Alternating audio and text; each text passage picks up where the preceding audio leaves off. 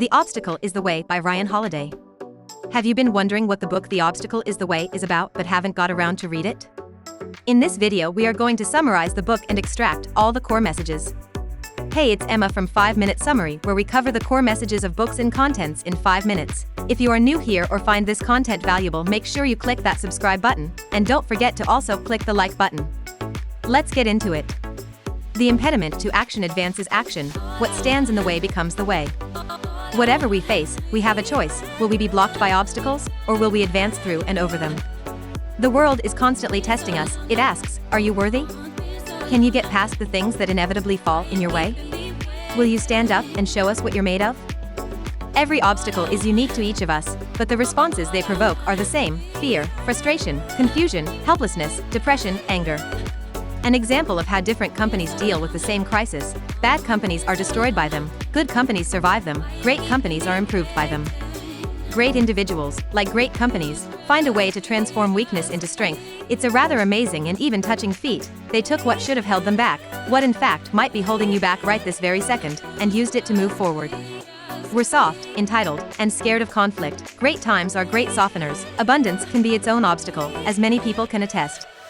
Overcoming obstacles is a discipline of 3 critical steps. It begins with how we look at our specific problems, our attitude or approach, then the energy and creativity with which we actively break them down and turn them into opportunities. Finally, the cultivation and maintenance of an inner will that allows us to handle defeat and difficulty. Nothing makes us feel desperate, afraid, or powerless. We choose to give in to such feelings.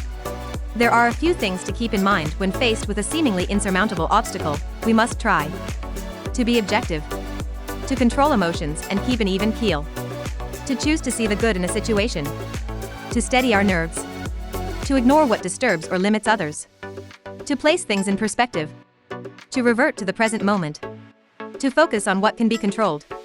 Just because your mind tells you that something is awful or evil or unplanned or otherwise negative doesn't mean you have to agree. We decide what story to tell ourselves, or whether we will tell one at all. Defiance and acceptance come together well in the following principle: there is always a countermove, always an escape or a way through, so there is no reason to get worked up. No one said it would be easy and, of course, the stakes are high, but the path is there for those ready to take it. In the Book of 5 Rings, the author Musashi notes the difference between observing and perceiving. The perceiving eye is weak, he wrote, the observing eye is strong. Musashi understood that the observing eye sees simply what is there, the perceiving eye sees more than what is there. Everything about our animalistic brains tries to compress the space between impression and perception. Take your situation and pretend it is not happening to you. Pretend it is not important, that it doesn't matter. How much easier would it be for you to know what to do? How much more quickly and dispassionately could you size up the scenario and its options? Perspective has 2 definitions. One is context and the other is framing. Context is a sense of the larger picture of the world, not just what is immediately in front of us. Framing is an individual's unique way of looking at the world, a way that interprets its events. Where the head goes, the body follows. Perception precedes action, right action follows the right perspective. The struggle against an obstacle inevitably propels the fighter to a new level of functioning. The extent of the struggle determines the extent of the growth. In life, it doesn't matter what happens to you or where you came from. It matters what you do with what happens and what you've been given. We don't get to choose what happens to us, but we can always choose how we feel about it. Remember and remind yourself of a phrase favored by Epictetus: persist and resist. Persist in your efforts, resist giving in to distraction, discouragement, or disorder.